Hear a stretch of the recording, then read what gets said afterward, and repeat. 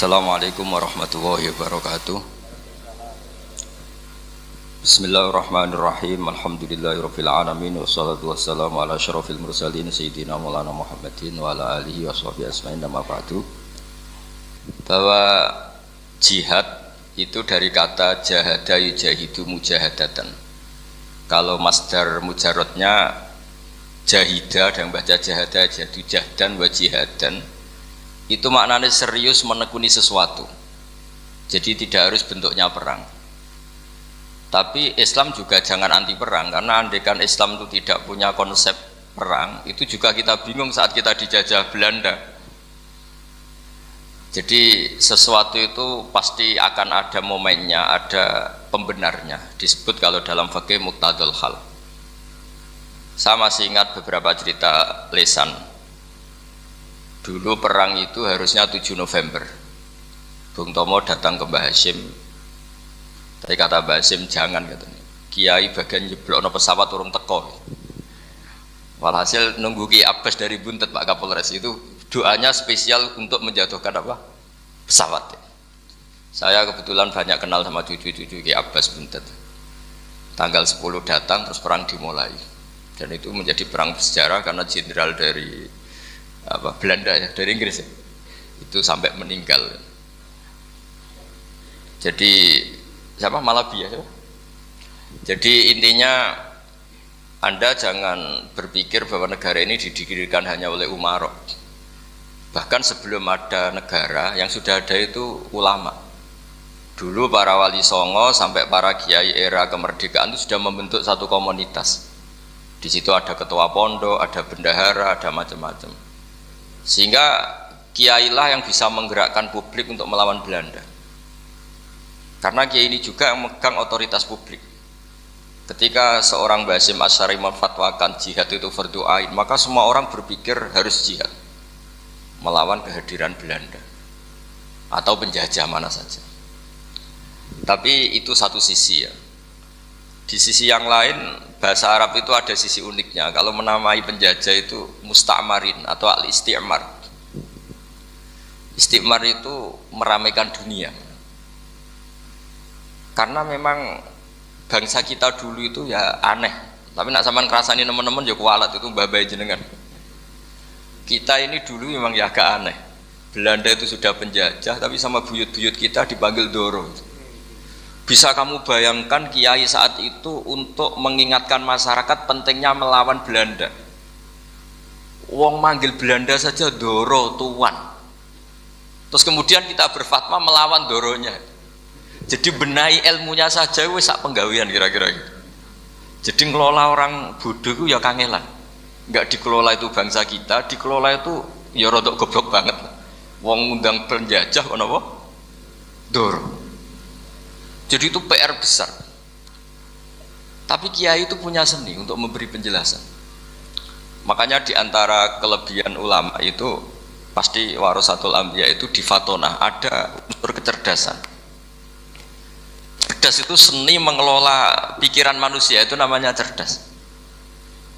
Makanya saya berkali-kali kalau ngaji harusnya orang itu semuanya itu pengagum ilmu, jangan pengagum fakta, tapi pengagum ilmu. Ya saya berkali-kali mencontohkan, kalau Anda suami yang miskin, nggak punya uang, terus pulang dimarahin istri karena nggak punya uang atau kerja tidak sukses, harusnya kamu bangga. Anda juga kan yang berteori kalau suami nggak becus itu pasti dimarahin gitu. Nah ketika menjadi fakta harusnya Anda syukur bahwa ilmu Anda itu benar gitu.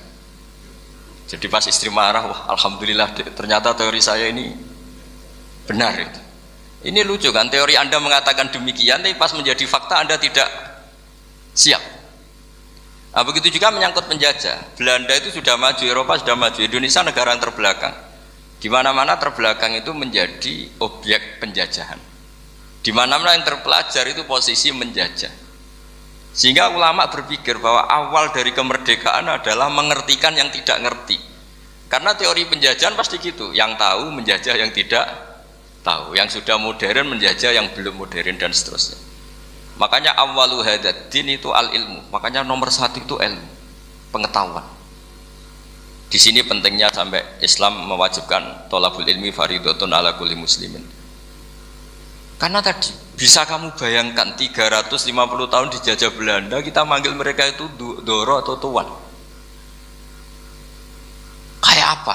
Susahnya menggerakkan masyarakat yang cara pandang masih demikian. Lah kiai-kiai sudah berontak dibikinkan masjid di alun-alun, diberi otoritas beragama sehingga dikira Belanda ini baik. Padahal ini dulu ya niatnya meninabobokan biar tidak ada pemberontakan. Walhasil singkat cerita, kiai-kiai yang sudah di Mekah termasuk Mbah Hashim, beliau ketemu Muhammad Iqbal, ketemu beberapa ulama dunia, tahu bahayanya mustakmarin tadi. Terus akhirnya kiai-kiai kumpul-kumpul fatwa resolusi nopo jihad. Jadi ini mukaddimah sebagai pembenaran, sebagai setuju saya sama Kiai Haji Ulil Albab bahwa nomor satu itu jihad. Tapi jihad tadi pemaknanya harus utuh. Kalau kondisi perang ya perang, kalau kondisi stabil ya jihad untuk memajukan apa? Indonesia. Dan itu saya ulang lagi dimulai dari ilmu. Sebelum saya ngaji Minhajut Thalibin saya cerita ilmu itu apa? Ilmu itu sederhana, sesuatu yang mudah. Karena ilmu itu fitratallahi allati fataran nasa napa? Misalnya begini, saya orang miskin, nggak punya apa-apa. Sudah nggak punya apa-apa, nggak punya jabatan, terus keluarga yang nggak pati loyal, mungkin istri ada ngidolakan kita, bahkan anak kita sendiri juga nggak ngidolakan kita. Itu kan sial-sialnya orang, anak kita aja nggak pernah ngidolakan kita. Tapi untuk bahagia itu sebenarnya sederhana. Sederhananya begini, orang pinter itu ingin mempertahankan kehidupannya, terus pinter sampai berobat habis banyak ke Belanda, ke Jepang supaya mempertahankan nyawanya. Nah, si miskin ini kalau dia setiap makan, ya Allah, saya dengan makan ini mempertahankan nyawa saya. Sehingga makan itu satu kajian ilmiah bahwa ini luar biasa. Bahwa orang punya Alphard, punya uang 1 miliar, itu tidak mempertahankan sesuatu yang pokok, yaitu nyawa. Orang tidak punya Alphard itu hidup, nggak punya uang 1 miliar hidup. Tapi kalau nggak punya nasi 1 piring, nggak punya air 1 gelas bisa mati. Artinya apa? Orang miskin itu yusyarikul aghniya, sama dengan orang-orang kaya dalam hal kepemilikan hal-hal yang pokok. Tapi kadang-kadang orang miskin itu ya nyon sewu agak belagu, sudah miskin ingin punya Alphard, sudah miskin ingin punya uang, ya dia tersiksa. Harusnya cara berpikir nggak punya Alphard itu masih hidup, nggak punya uang 1 miliar masih hidup. Yang punya Alphard hidupnya juga pakai nasi 1 piring, yang punya uang 1 miliar juga pakai nasi. Ya kalau itu kan sama, saya punya. Kalau gitu kan bisa miskin rasa kaya. Itu memang harus dilatih. Nah, kalau orang kaya kan rumahnya banyak di mana-mana. Memangnya kalau rumahnya banyak di mana-mana terus tidur di sini 1 jam, di rumah itu 1 jam, malah nggak bisa tidur kan? Tetap aja yang dipakai 1 kamar. Itu gunanya apa punya rumah banyak? Setidaknya zaman miskin itu dia berpikir gunanya apa punya rumah banyak yang dipakai ya hanya 1. Meskipun suatu saat kalau dia kaya juga berpikirnya agak rubah. Ya penting punya rumah banyak biar kemana-mana punya rumah, nggak apa-apa. Tapi sementara masih miskin jangan berpikir seperti itu. Nah yang menjadi miskin kacau kan sudah miskin berpikirnya gaya orang kaya, itu kecelakaan itu. Nah itu ilmu, maksud saya itu ilmu. Sehingga dulu Nabi ngajari orang miskin itu sederhana. Ketemu orang miskin sama Nabi diajarkan. Nabi diantara ajarannya begini. Ada seseorang man asbaha, orang yang setiap harinya mu'afan fi jasadi, dia sehat, aminan fi sirbi, negara dalam keadaan aman, tidak dalam ancaman. Indahu qutu yaumi, dia hari itu punya makan. Faka'an nama khizat lahu dunya bihadzafiriha, berarti dia sudah punya dunia dan isinya. Karena polanya sama. Buat Presiden Amerika itu yang untuk mempertahankan nyawanya ya makan pokok dan minuman pokok, bukan jabatannya sebagai presiden atau punya uang triliunan. Yang paling kaya di Indonesia juga gitu, untuk mempertahankan hidupnya juga dengan makanan pokok. Dan itu orang miskin punya. Kehidupan paling top itu apa? Ya kehidupan yang mempertahankan nyawa itu yang paling top, lainnya itu enggak. Karena mempertahankan nyawa ini super penting dan orang miskin bisa. Nah, saya berharap ilmu seperti inilah menjadikan dulu itu kuat ketika melawan Belanda. Kenapa kuat? Karena mereka gampang syukur. Barokahnya gampang syukur itu selesai dengan dirinya sendiri. Kalau bahasa intelektualnya itu orang kalau sudah selesai dengan dirinya sendiri bisa berpikir memanfaati pada orang. Nah, dulu orang-orang miskin ketika era sahabat termasuk era para ulama yang mendidik para umatnya, itu selesai dengan dirinya sendiri. Nah sekarang banyak orang miskin juga termasuk orang kaya, bahkan belum selesai dengan dirinya. Wah itu angel, ngajak jihad angel, karena dengan dirinya saja belum selesai. Maka masyhur itu kan ketika perang Tabuk ada orang datang, kira-kira kalau Indonesia pakai beras 4 kilo, ya Rasulullah yang 2 kilo tak kasihkan keluarga kami supaya bisa makan, yang 2 kilo tak kasihkan jenengan untuk biaya perang. Perang Tabuk itu perang tersulit, disebut perang Dhatil Usra.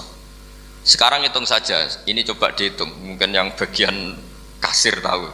Kalau 2 kilo kali 3.000, umat Islam masih itu sekitar hampir 3.000, itu sudah 6.000 kilo. 6.000 kilo itu artinya apa? Orang miskin ketika perang membiayai dirinya sendiri, itu satu. Kedua, dengan mental memberi, orang ini tidak tamak. Barokahnya tidak tamak, tidak nyalahkan yang kaya. Efek dari itu apa ketika perang Tabuk?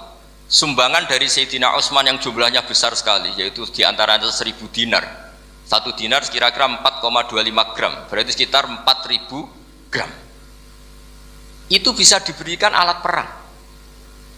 Sumbangan dari Abu Bakar juga bisa dipakai beli kuda untuk perang. Nah bayangkan kalau kebutuhan orang miskin ini untuk makan itu nggak mau urun. Wah saya miskin, nggak perlu urun, saya miskin dipakai alasan terus. Maka jumlah 3.000 ini akan mengurangi anggaran untuk belanja peralatan perang, karena untuk konsumsi orang miskin. Udah gitu kadang mangane tanduk itu kan repot. Wes miskin mangane tanduk, nak antri mo kan ribet.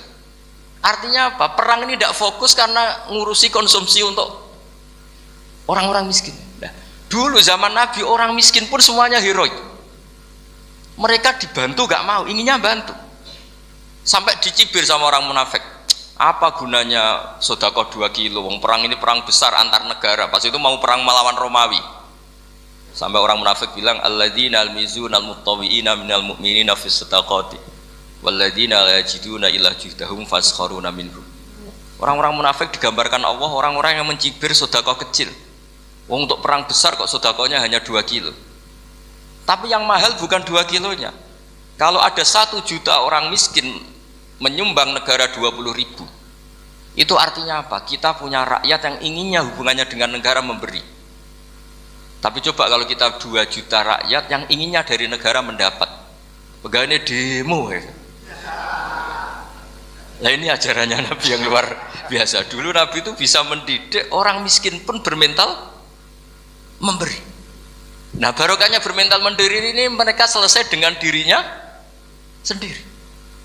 Coba kalau mereka tidak bawa makanan sendiri ketika perang, mungkin kuda yang untuk perang, terus mereka berpikir, bu ini saja disembelih supaya kita bisa makan. Ribet kan? Ngapain beli senjata yang mutakhir, makan saja nggak bisa. Tapi barokahnya mereka urun sendiri. Mereka selesai dengan dirinya sendiri. Ini hebatnya didikan Rasulullah Shallallahu Alaihi Wasallam. Lalu dulu Mbah Hashim dan kawan-kawan itu berhasil mendidik seperti itu. Santri yang miskin-miskin itu kalau ngaturi kiai duweni telo itu kayak no telo, duweni wi itu kayak no wi. Sehingga kiai sing wis mapan-mapan, misalnya kados kula wonten kan mun setengah mapan. Ya akhirnya yo iso mangan wi. Jebule wi ku yo enak. Santri yo seneng mergo kiai ini seneng pancen wis suwi mangan pizza misalnya. Nah, tapi nek sing melarat terus aku melarat kiai tak kei wi mosok doyan. Wis melarat medhit di alasan kan ribet kan. Ini yang perlu dihilangkan. Medhit kok berargumentasi. Tapi yang mahal itu bukan winya, mental memberi. Orang itu kalau mentalnya memberi itu berarti selesai dengan dirinya. Tapi kalau tidak bermental memberi pasti tamak. Dan tamak itu mesti menghakimi orang lain. Maka dalam kitab Hikam diterangkan penyakit terberat itu tamak. Kenapa? Karena orang pikir itu tidak ada kata-kata kitab Hikam, bukan kata saya. Yang ada itu tamak. Misalnya gini, saya kenal PLT Bupati Kudus. Tidak pernah saya bilang beliau kikir. Tapi sekali saya pernah ngajukan proposal tidak kesampaian. Wah, beliau medit. Jadi saya menvonis medit itu sebetulnya ya karena punya keinginan tidak kesampaian. Coba kalau ndak, bahwa medit itu serap penting. Misalnya anak-anak muda sama orang-orang cantik di Jakarta, pernah nggak kamu bilang itu sombong? Enggak kan? Setelah kamu bilang, Mbak aku ingin kenalan Mbak sampean, terus dia nggak mau, baru kamu bilang sombong karena keinginan kamu ndak Nah, bayangkan kalau orang bermental tomak, kayak apa bangsa ini? Nah, sahabat itu dididik oleh Nabi, tomak itu selesai karena keinginan mereka memberi. Sehingga Indonesia bisa merdeka begini itu barokahnya didikan ulama, semuanya ingin memberi. Dulu belum ada negara, tentara-tentara kemerdekaan kalau di kampung-kampung itu ya dibiayai donatur-donatur, termasuk mbah saya, buyut saya dulu. Itu berapa ton aja beras untuk pasukan Hizbullah, pasukan TNI. Di Aceh ada Dawud Berih, ada yang baca Berweh. Jadi baca aja kayak kira asap ada yang Berih, ada Berweh, saya juga gak tahu. Orang Aceh kalau baca Berih nyumbang berapa emas untuk kemerdekaan Indonesia. Yang Kesultanan Jogja Legowo, Jogja tidak lagi negara tapi diberikan bagian dari Indonesia dan seterusnya. Nah, jadi semua ini barokahnya didikan Rasulullah SAW yang diteruskan para ulamanya bahwa nomor satu didik masyarakat itu bermental memberi. Dengan bermental memberi apapun kecilnya ini selesai dengan dirinya sendiri. Itu kalau sampean nggak punya mental memberi nanti pulang dari Pemda, sok acara kabupaten berkata ini tok ribet itu. Awas itu, bar ngaji langsung lali berarti sampean. Sudah kalau nggak urun ini sudah luar biasa, nggak urun untuk berkat itu sudah luar biasa. Jadi itu yang makanya Nabi itu Quran dimulai wa mimma razaqnahum yunfikun. Quran mengajarkan bermental memberi, yunfikun. Nabi berkali-kali ngulang al yadul ulya khairum al yadis sufla. Dan memberi itu tidak harus nunggu kaya. Gambarannya Quran tentang orang baik itu gimana? Alladzina yunfikuna fis sarra wad dharra. Bukan fis sarra saja, ketika wad dharra juga. Saya pernah guyon sama orang kaya di Jakarta. Dia uangnya miliaran, mungkin malah triliunan. Guyon sama saya, Gus saya ini sudah sekian bangun masjid di mana-mana. Saya ini berarti hebat. Enggak kata saya. Enggak ada masjid agama tetap jalan kata. Karena di kampung-kampung sudah banyak masjid kata. Masih keren tukang becak kata. Kok bisa Gus? Sampai nyumbang masjid 1 miliar, itu masjid apa kata saya? Ya masjid-masjid besar. Nah itu paling dipakai kubah atau menara atau apalah yang tidak mendesak. Tapi kalau orang miskin, ngutangi orang miskin itu kalau nggak utang hari itu nggak makan. Kan nggak mungkin tukang becak ke utang kepada bank atau orang kaya raya, kan kenal saja enggak. Mesti orang miskin utangnya sama orang miskin. Saya kalau orang kaya, utang Habib Bidin mesti mau beli Innova. Karena level orang elit, jadi utangnya itu beli Innova, aksesoris Innova, seri terbaru. Tapi kalau orang miskin sama orang miskin, utangnya itu beras untuk nyawa ya. Artinya apa? Kalau saya diutangi Habib Bidin untuk beli Innova itu ganjarannya itu sekunder. Tapi kalau sesama orang miskin itu ganjarannya primer. Keren mana? Hutang-hutangannya orang miskin sama orang kaya. Satu menyelamatkan nyawa, satu menyelamatkan citra. Dia baru sadar, ternyata orang miskin lebih hebat ketimbang saya, lebih hebat tapi tidak usah ditiru kata saya. Cuma dia menjadi tidak sombong sekian miliar yang disumbangkan ke masjid karena dia menjadi tahu ternyata itu tidak bangga. Nah kecuali masjid-masjid yang kamu nyumbang memang masjid perintis di daerah-daerah yang belum ada masjid. Kalau masjid-masjid besar itu kan kadang kebutuhannya sudah selera bukan pokok. Nah saya ini cerita ya, jadi supaya orang tahu lah. Zaman Nabi itu orang sudah selesai semua dengan dirinya sendiri. Jadi maksud saya Islam nggak apa-apa tanpa masjid itu masjid yang sudah sifatnya selera. Indonesia kan masjid sudah sifatnya selera semua. Yang dikatakan masjid pokok kan yang dipakai sholat bisa, dipakai alat sesuci bisa. Tapi kalau sudah selera ya pondasinya harus begini, lampunya harus dari kristal, terus kubahnya itu sudah selera. Nah rata-rata sumbangan yang miliatan itu kan sudah ke selera. Sementara orang miskin utang-utangan sama orang miskin untuk menyelamatkan apa coba? Nyawa. Artinya para orang miskin jangan kecil hati, wah saya sedekah hanya 2 kilo, tapi 2 kilo nyawa. Dan itu pahalanya luar. Nah ini ilmu asal saja. Nah Kiai itu berhasil seperti itu sehingga orang-orang miskin dulu tuh ngrumat tentara itu ya nganggo wi, nganggo telo, bahkan ada yang pakai apa itu Pak Hartopo itu pisang itu, arasnya pisang itu, bronggolnya pisang sudah dipakai saja Pak tentara. Tentara di mana-mana bisa makan. Coba kalau yang ramal yang kaya tok itu tidak cukup. Tapi barokahnya yang miskin juga ikut ngamal itu cukup karena yang miskin itu mayoritas. Jadi didukung kaum miskin itu pasti menang lah kan kira-kira gitu. Karena di mana-mana orang miskin itu banyak. Menemukan orang kaya itu nyari data. Kalau menemukan orang miskin seketemunya pasti ketemu. Dan orang miskin ini dididik ulama untuk berkontribusi. bus. Sehingga banyak tentara ketika dicari Belanda pura-pura jadi petani. Ini juga yang menyelamatkan orang miskin. Nah, ulama dulu itu orang paling sukses mensuasanakan seperti itu. Nah, itu yang diceritakan di perang Tabuk, mimpa di maka tayazihu qulubu fariqim minhum. Jadi perang Tabuk itu perang di antara yang paling diceritakan Allah berkali-kali apa? Ya Rasulullah, tadi malam saya buruh dan ini dapat 2 sok, ya kira-kira berapa kilo lah. Yang separuh untuk keluarga kami, yang separuh saya sumbangkan ke jenengan. Lu coba perang antar negara hanya menyumbang 2 kilo beras, bayangkan. Tapi nilainya bukan 2 kilo. Kalau 2 juta rakyat Indonesia nyumbang 2 beras, artinya hubungannya dengan negara hubungan ingin memberi. Dan barokahnya hubungan ingin memberi, ora pati kecangkeman tomak, ora pati kakean menuntut. Ini yang mahal itu yang gak ternilai itu. Dan itu menjadi kekuatan yang luar biasa sehingga umat Islam bisa mengalahkan pasukan Romawi. Nah, Indonesia dulu kira-kira seperti itu, pra kemerdekaan.